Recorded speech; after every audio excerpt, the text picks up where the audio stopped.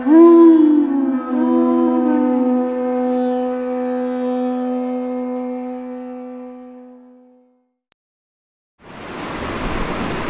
Namo Bhagavate Vasudevaya.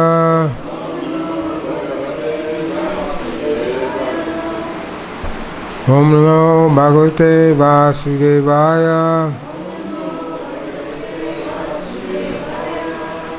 Om Namo Bhagavate Vasudevaya.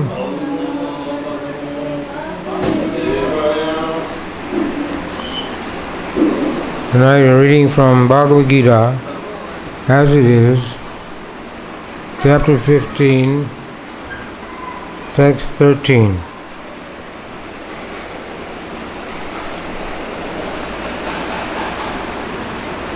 Page number 644.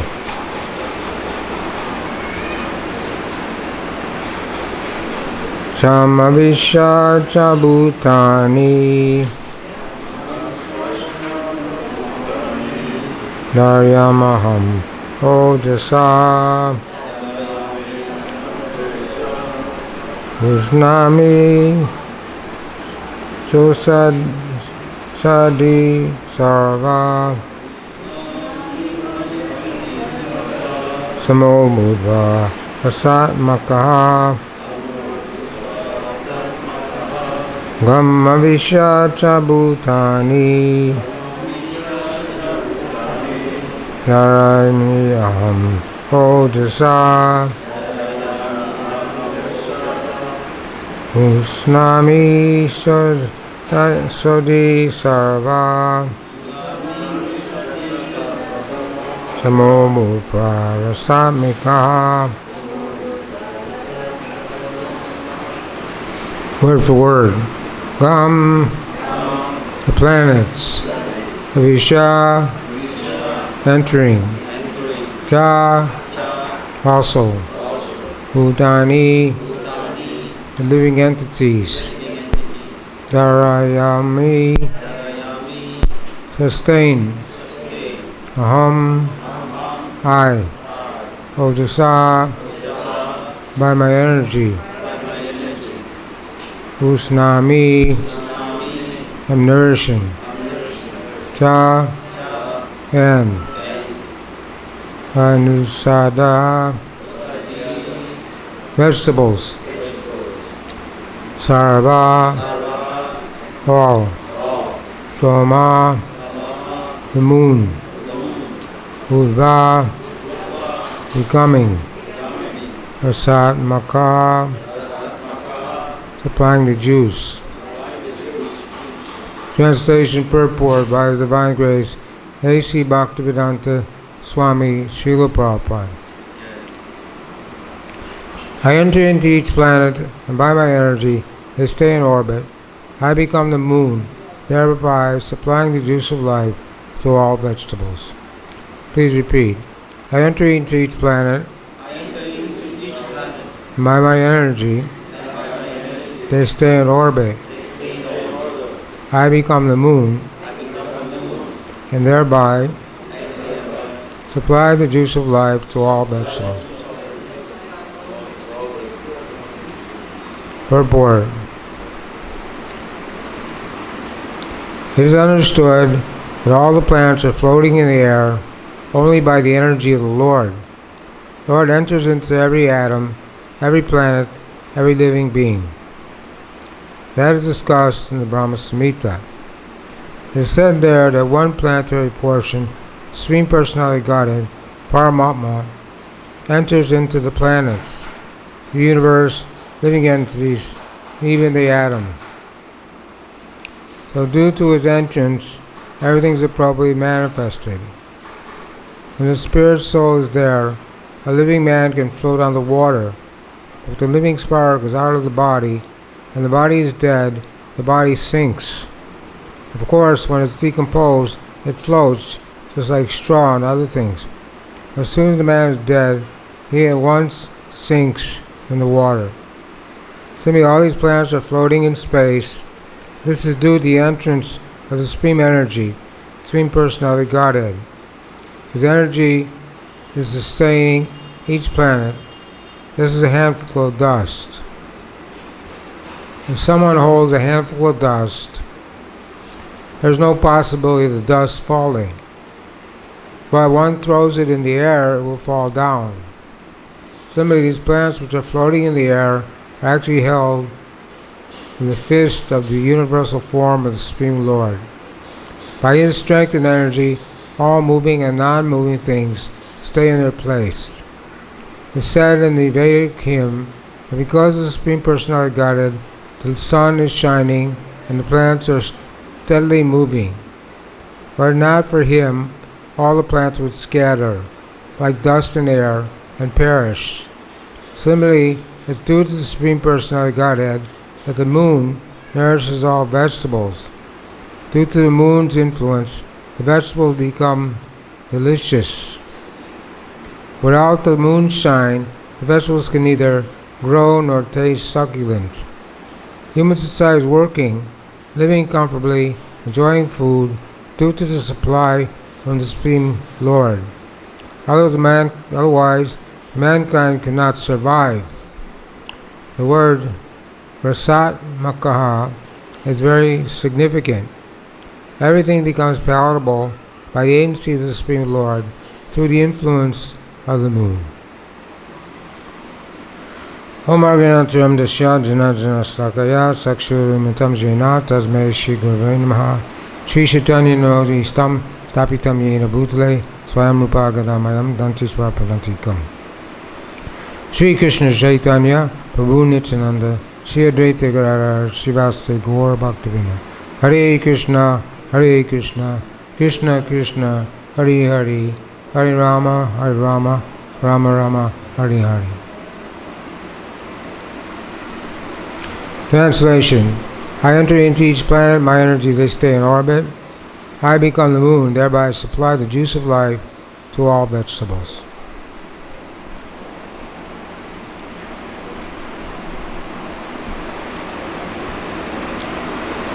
So these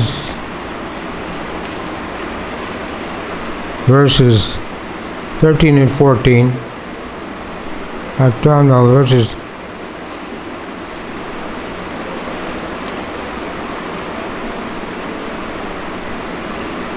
12 to 15 are talking about Krishna as the maintainer.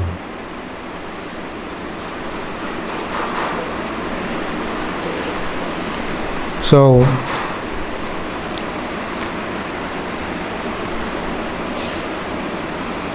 the Srila Prabhupada met his spiritual master in 1922. Can you ask him to stop the noise? Haribol.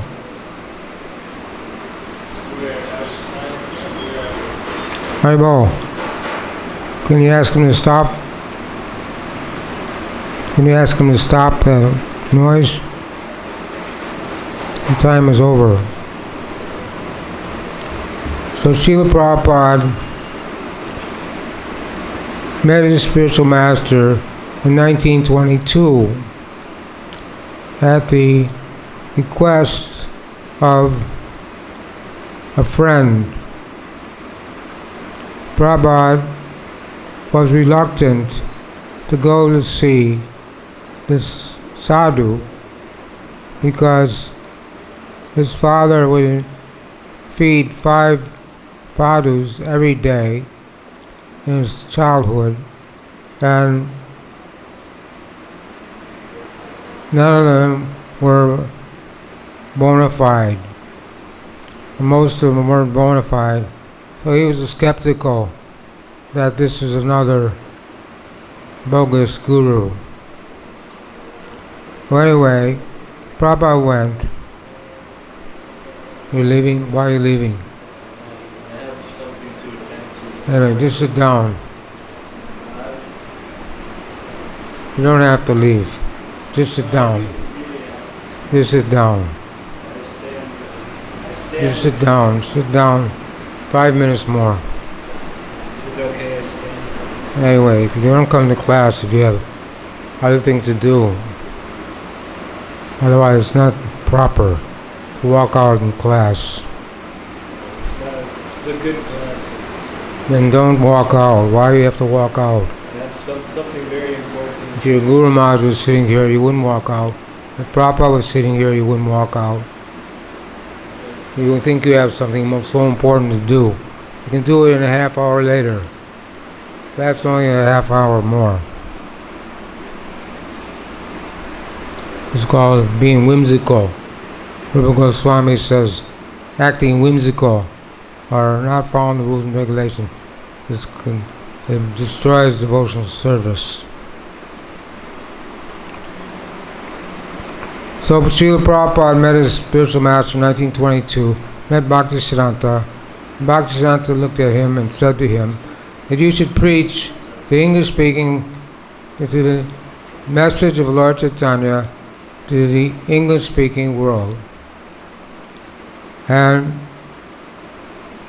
of course Prabhupada was surprised to hear this because it was the first meeting. He didn't know anything about Bhaktisiddhanta. But he was impressed when his friend asked him what he thought about Srila Prabhupada or his Bhaktisiddhanta. Bhaktisiddhanta said he was a Vaikuntha man. So he was impressed by that first meeting and that first instruction. Then he took initiation in 1933, and he met a spiritual master again at Radhakund. And Bhaktisiddhanta told Srila Prabhupada, if you ever get money, to print books, because the kirtan with Majjhanga cartels can only be heard for a small, certain distance. But if you print books and all the languages in the world, that the Brihat Majjhanga, or the printing press, and those books can go all over the world and easily spread Krishna consciousness. And Prabhupada noted that the communists, they spread their influence by distributing pamphlets and propaganda. So that is the glories of Srila Prabhupada, that he had two instructions to fulfill: to preach in the English-speaking world and to print books. But at that time, there were no books in English, or at least whatever books there weren't bona fide and didn't give the proper conclusion, or were written by Mayavadis or self-motivated people. And when one lady came to Srila Prabhupada in New York, on 2nd Avenue, and asked Prabhupada, can you recommend the Bhagavad-Gita for me to read? And Prabhupada said no, because if you go into any bookstore, you'll see how many Bhagavad-Gitas are there. But none of them actually can give the real spirit of the Bhagavad-Gita. So this Bhagavad-Gita is a Tarup as it is, as Krishna spoke it to Arjuna. And Prabhupada put his purports in these books so we can understand what Krishna is actually saying. So the Bhagavad-Gita should not be taken lightly. Not many devotees come to Bhagavad-Gita class because they have service or other things to do. But if somebody has service, that what can be done? But many people are listening on the radio, but we can't estimate, we can't calculate that. For some reason or other, people don't take the Bhagavad Gita very seriously. But the Bhagavad Gita is the ABC. So Prabhupada in one purport, first canto, Prabhupada said the devotee should study Bhagavad Gita first and then study Srimad Bhagavatam. So when you understand Bhagavad Gita, then you can go to try to understand Srimad Bhagavatam. We heard this morning how the devotee went to meet a man in Parliament in England, and how he told him to refer to the Bhagavad-Gita for all its problems.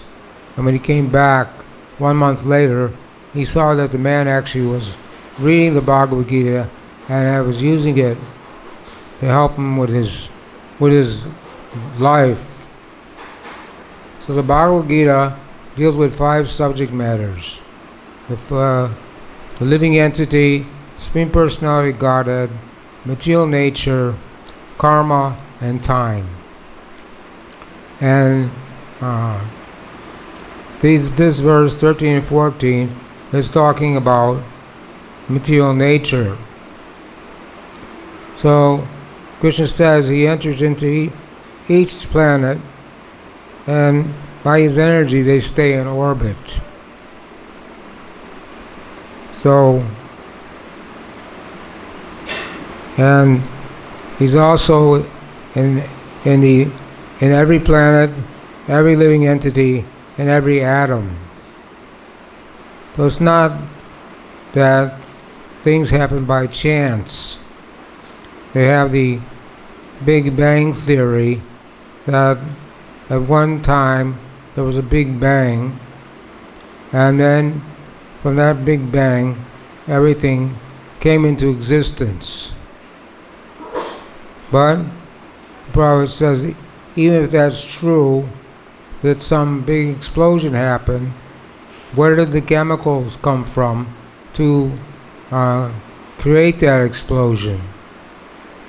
So foolish people who say they don't believe in God, or don't believe in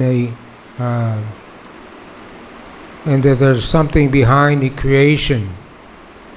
If someone makes a very nice picture, an artist, he always signs his name on the bottom, so you know who has made it. So one time Sir Isaac Newton, who was a philosopher, scientist, scholar, whatever, had a friend who didn't believe that there was a creator. So he made a model of the universe as he understood it, and when his friend came and saw it, said it was very nice. Who created this? And so Isaac Newton said, nobody. This happened by chance. But his friend said, no, I don't agree with that. Someone must have made it. So he said, well, if someone must have made this, but you think that the whole universe was made by chance, then nobody made it. So we know that the universe is going on, and everything is going on by the arrangement of the Supreme Personality of Godhead.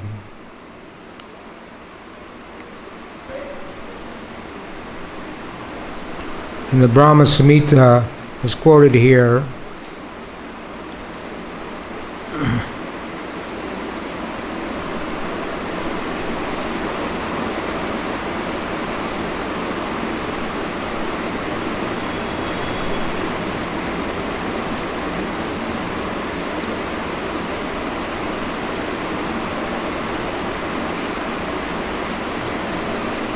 Says, Eko api aso rachaitam jagat anda kotim jat shaktir asti jagat anda chayayad antaha adantara sta paramo charantam stam govindamaripushra tamaha bhajami. He is the undifferentiated entity, as there is no distinction between potency and the possessor thereof.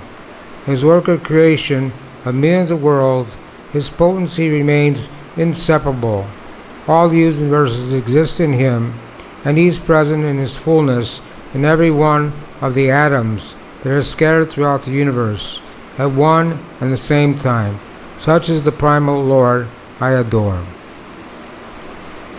So one time, Advaitacharya, he read a verse from Bhagavad-Gita and he didn't understand it. So that night he fasted. And when he went to sleep, Lord Chaitanya came to him in a dream and said, Acharya, get up, take your food. And then Lord Chaitanya explained the meaning of the verse. The verse says, Sarvata pani padmam tad sarvato si saro mukha sarvata sri timal loke sarvam avritya tistati. Everywhere are his hands and legs, his eyes, heads, and face, and he has ears everywhere. In this way, the Supersoul exists, pervading everything.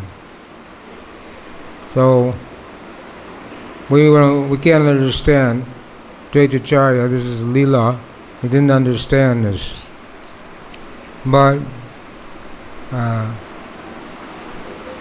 there's many statements in the Puranas and Vedas that seem to be impersonal. But when it says the Lord has no veins or no bones or no blood, doesn't have any material attributes, doesn't mean he doesn't have a form. Isvara Sarabhutanam.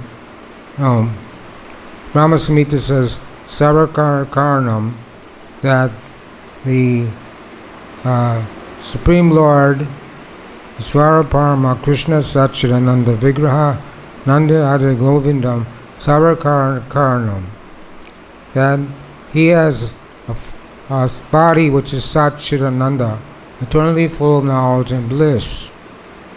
So we're trying to understand that this is that there's a controller behind everything. And we don't see anything in this world that's not controlled by someone. So it's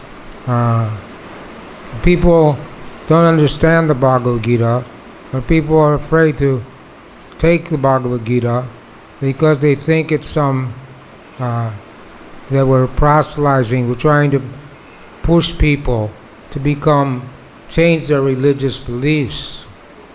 But real religion means religion without philosophy is speculation, and religion without science is simply religion without philosophy is sentimental, and religion without science is simply speculation. So all the other religions in the world, they can't give any proper understanding of how everything is working. They only have some vague idea. The Muslims say God is Naraka. He doesn't have a form.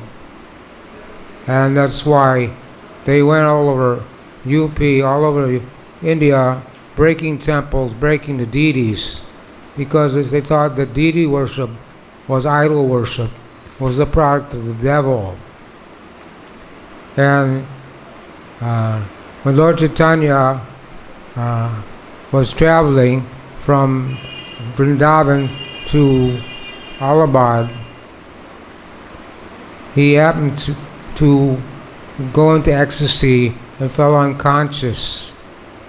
And at that time, a group of Turkish soldiers called the Patanas came there and saw the sannyasi unconscious.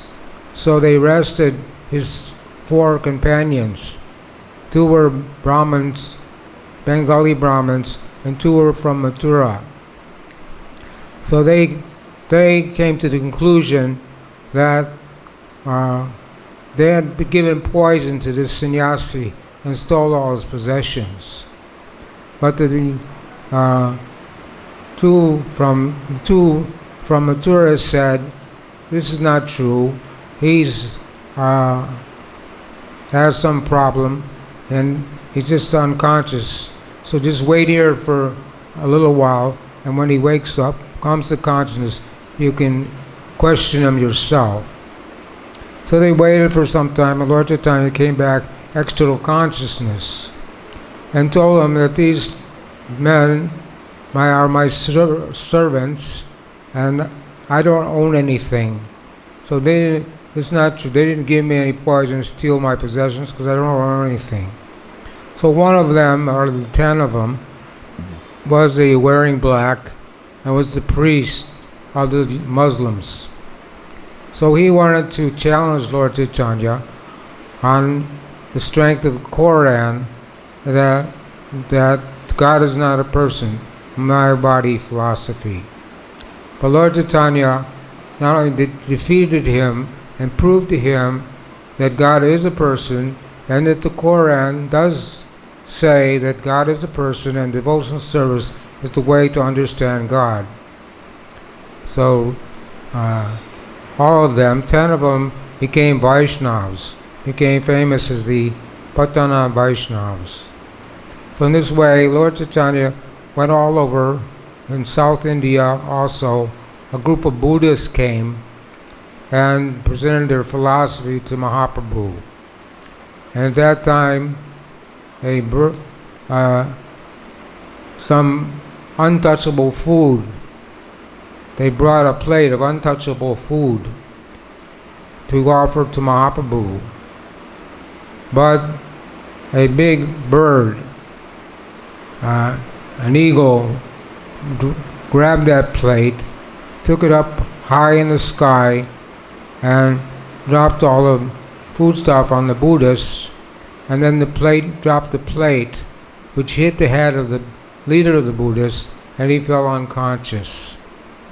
So the Buddhists didn't know what to do, so Lord Chaitanya told them to chant the Maha Mantra in his ear.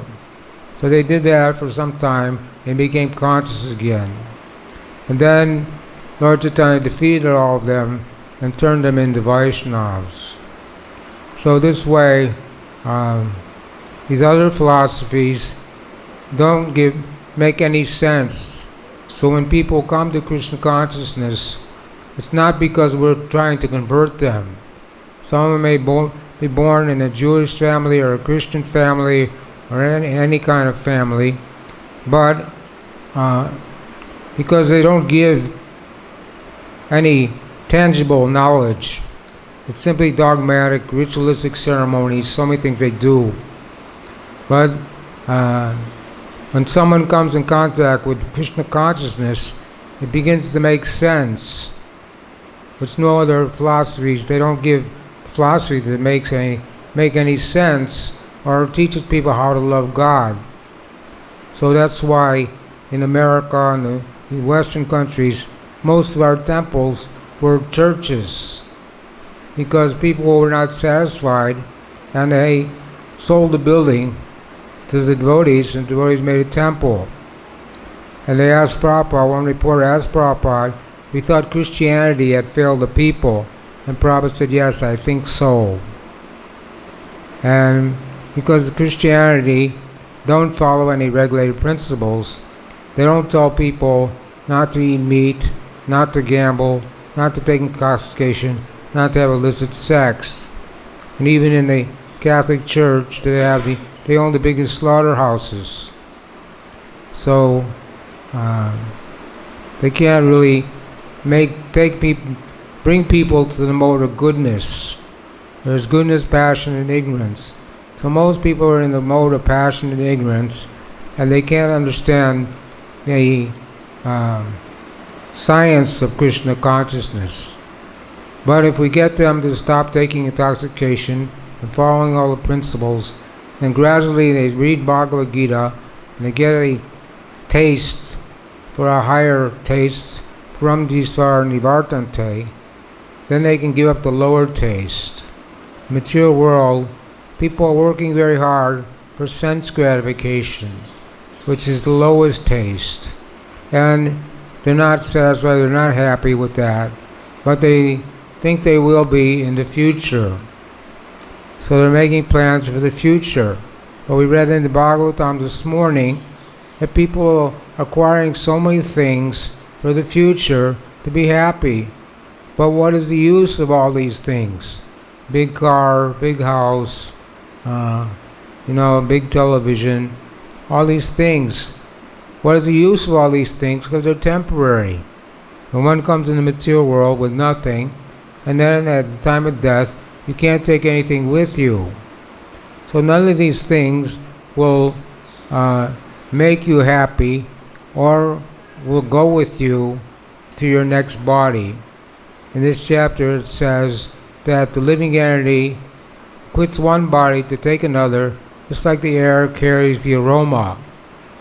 And when he gets another body, he gets an eye, ear, nose, tongue, sense of touch, which are grouped about the mind, and thus he enjoys a particular type of sense enjoyment.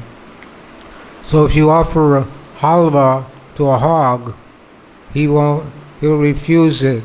He'll say, I prefer to eat stool. And Lord Vrishabhadev told his sons in the 5th canto of Srimad Bhagavatam that one should not live like the animal that are simply interested in hogs and dogs that eat stool. In America and in the Western countries where everything's very neat and clean, you don't see animals eating stool. But it's commonplace in India, at least it used to be. I don't know if it's still going on, probably less, but when the little child would go to answer the call of nature, he had to bring a stick with him because the hogs would come and knock him over just to eat the stool. So they enjoy eating that because they get that kind of body. But for human beings, that's abominable. We'd rather take the halava. So in this way, the material world is going on. Here it says all the planets stay in orbit because the super soul enters to each planet. This says, by my energy, they stay in orbit. So in Mayapur, they're making the Vedic planetarium, and they have they're going to make a diorama which will weigh 10,000 pounds, be 200 feet high, and it will depict how the universe is structured. And starts with Radha Krishna on top, and Lord Brahma coming from Garbhodakshay Vishnu. It shows all the higher planets floating around, orbiting around, then the middle planetary system, then the lower planetary system. So everybody can look at this and study it and give it back.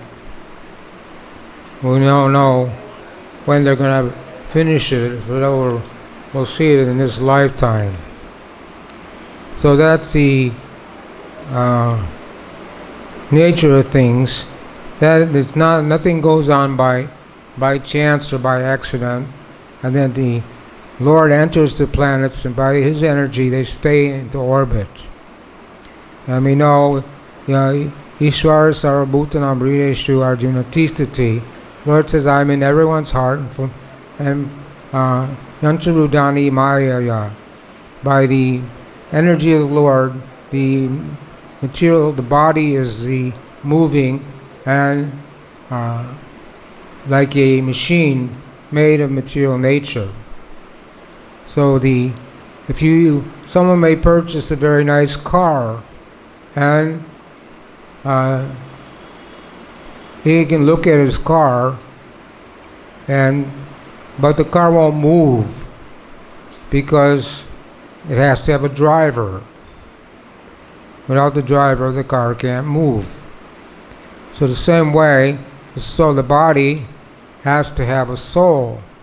And here Prabhupada says, as soon as the soul leaves the body becomes very heavy. If it's in the water, it sinks to the bottom of the water.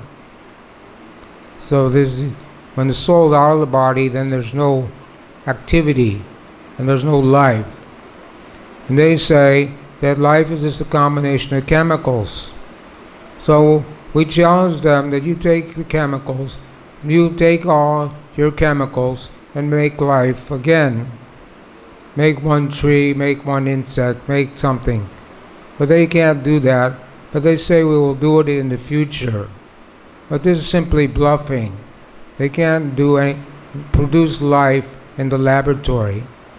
And no matter how they try to twist material nature, how they try to make so many horrible experiments, and torturing living entities to try to prove that life is a combination of chemicals. But we can't accept that, because that's not in Chaitanya Charitamrita, Krishnadas Kaviraj says it several times that life is not a combination of chemicals. That life comes from life. There's a nice book people can read called Life Comes from Life. And people read that book, it changes their lives. Many of people became devotees by reading that book. Life comes from life. Life is not a combination of chemicals. Chemicals don't have any feeling. Chemicals, when someone dies in the family, everybody laments and cries. So what's the use of crying? If I bring you a bunch of chemicals and throw them in the garbage can, you're not going to cry. My chemicals are gone.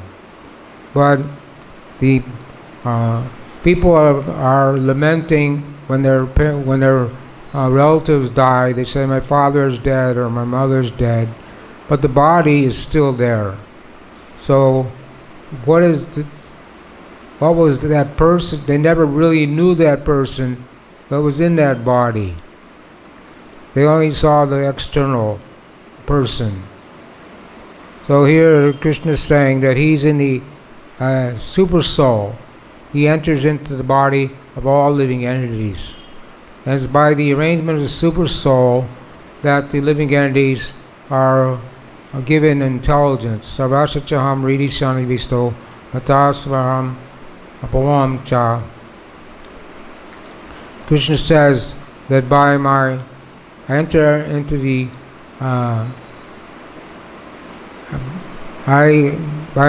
he said 15:15 that I give the knowledge, remembrance, and forgetfulness. And it says Vedanta Kriyat Veda Vedavachaham, that I'm in the know the Vedas and compiler of the Vedas. So when Lord Kapila Dev described in the 3rd canto, Srimad Bhagavatam, and Lord Chaitanya also told his mother that when the living entity is in the womb, after 7 months, he prays. This is the one, only those who are fortunate. He prays to the Supreme Lord that I'm suffering in the womb and that may I not have to undergo this suffering again. But, so Lord Chaitanya said that when the living entity prays in that way, he doesn't suffer anymore. But when he comes out of the womb, he forgets that he prayed in the womb. And his life sojourn, his life becomes active. And unless he meets a bona fide spiritual master, comes in contact with devotees, he has to go through the cycle, repeated birth and death. So here also Prabhupada is talking about, or this verse is saying, that I become the moon, thereby supply the juice of life to all vegetables. And Prabhupada says not only the vegetable, he says everything becomes palatable by the agency of the Supreme Lord through the influence of the moon. So when Prabhupada went to America in 1965-66, his first book that he printed was Easy Journey to Other Planets. So in that book, he says that they never went to the moon. And the person who edited the book and printed it again, he took that out of the book. And Prabhupada told him to put it back. So it says, man-made satellites and mechanical space vehicles will never be able to carry human beings to the planets of outer space. Men cannot even go on their much advertised trips to the moon. For as we have already stated, the atmosphere on such higher planets is different from the atmosphere here on Earth. Each and every planet has its particular atmosphere, and if one wants to travel to any planet within the material universe, one has to have a material body exactly adapted to the climatic condition of that planet. For instance, if one wants to go from India to Europe, where the climatic condition is different, one has to change his dress accordingly. Similarly, a complete change of dress is necessary if one wants to go to the transcendental planets of Vaikuntha. So just like in the summer, or if I go to New York in the winter time wearing t-shirt and half pants, I won't be able to survive there very long. Or so you can't go to the moon by a mechanical vehicle. The whole thing was simply a show or a hoax. They claimed there was this space race between America and Russia, and America was losing the space race, so they invented this whole production. Of course, people had faith in scientists, and whatever they did, no one questioned it. So they showed it on television, and we saw it in school. They showed it in school, how they landed on the moon, and how everyone was very happy that the Americans were the first people in the world to go to the moon. And they brought back some rocks and put them in a museum. So every day, so many people go there to see the moon rocks. And they said the moon was just a barren desert. But they only landed on one portion of the moon. If I take an airplane and land in the middle of a desert, then it's foolish to conclude that the whole planet is a desert. And how many vegetables can you get from a desert? So here it says that by the moonshine, is a source of life for all vegetables. And he says for all foods, everything, fruits, vegetables, grains, anything that grows, any food that mankind needs for survival.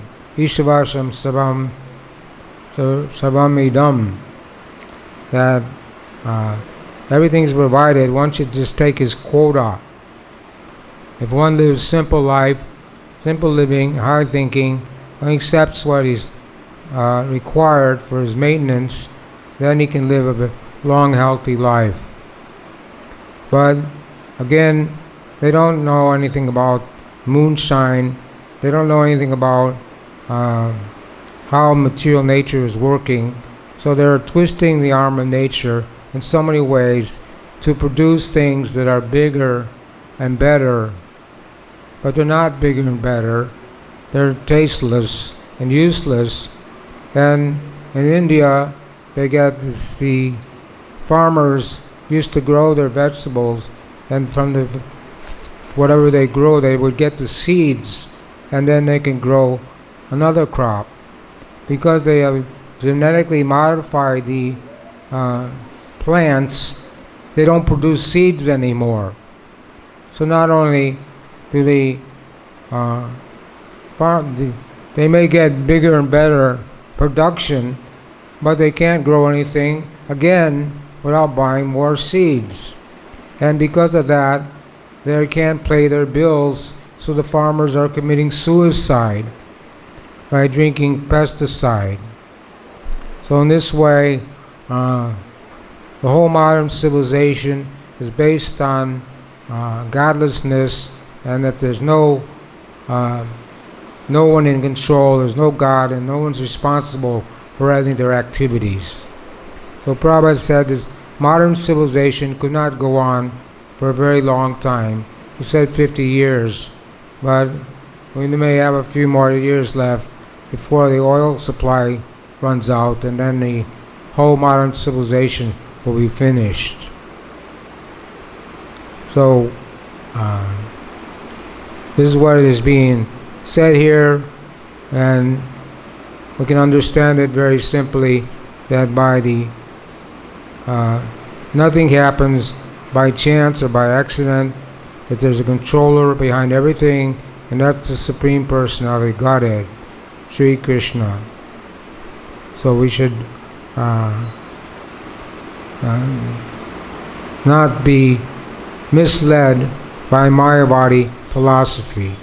When Lord Chaitanya went to Jagannath Puri, he entered the temple of Jagannath and immediately fainted in ecstasy. So the watchman, the guard there, wanted to beat him, thinking he was a crazy man. But Sarvabhauma Bhattacharya happened to be there and stopped him and took the Lord to his house. Then Sarvabhauma Bhattacharya checked to see if Lord Chaitanya was still alive, because there was no symptoms of life in his body. But he took a piece of cotton and held it to his nose, and he saw that it had moved a little bit. So he was hopeful that Mahaprabhu was still alive. But then when all the devotees came there and had a big kirtan, Mahaprabhu came to external consciousness. Then Sarvabhauma Bhattacharya was the reservoir of all bad logic. He was the leader of the Mayavadi school. So he said to Lord Chaitanya, "You're a Vaishnava, you're a sannyasi, and you should study Vedanta. So I will teach you Vedanta." So Lord Chaitanya sat down, Sarvabhauma Bhattacharya, spoke Vedanta philosophy with Shankaracharya for 7 days. And Mahaprabhu was just sitting there. Sarvabhauma Bhattacharya said, "Well, why, you're just sitting here, why you're not asking any questions?" So Mahaprabhu said that I understand Vedanta Sutra, I understand the meaning of the Vedas, but your interpretation is just like the clouds that cover the sun. It's just completely wrong. And this, shocked Sarvabhauma Bhattacharya because he was a staunch Mayavadi. But then Lord Chaitanya pointed out the real meaning to the Vedanta Sutra and converted Sarvabhauma Bhattacharya into a Vaishnava.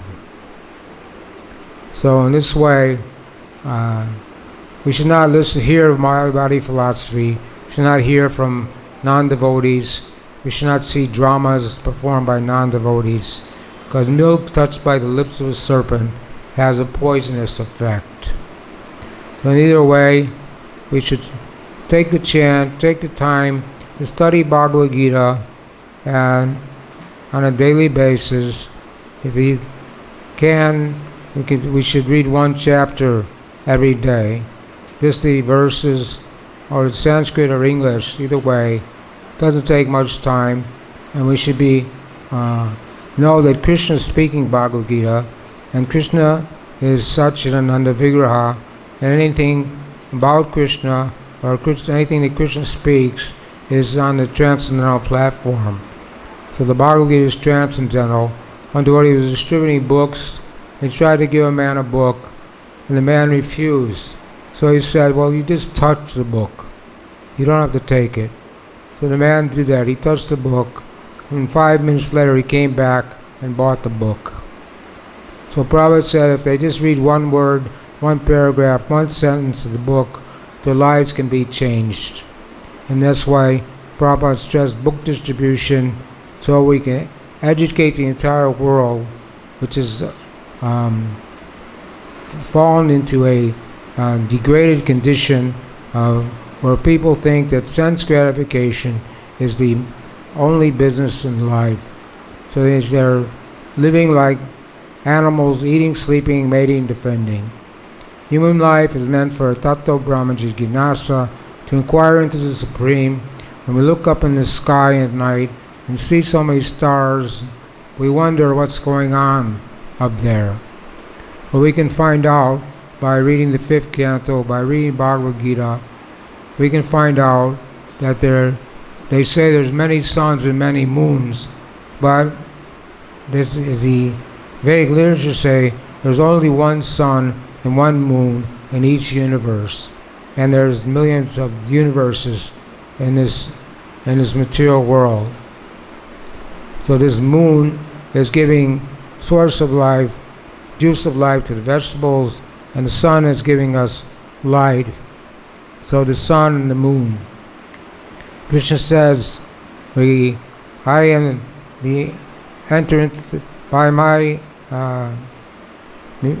energy I enter into the sun, and by my energy I become the moon and the fire, the light of the moon and sun and fire. In this way, in this chapter, Krishna is describing his different opulences.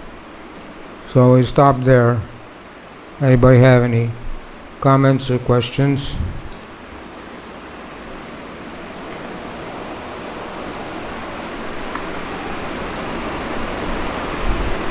Well, the question man's not here. Alright, Srila Prabhupada ki, Bhagavad-Gita ki jai.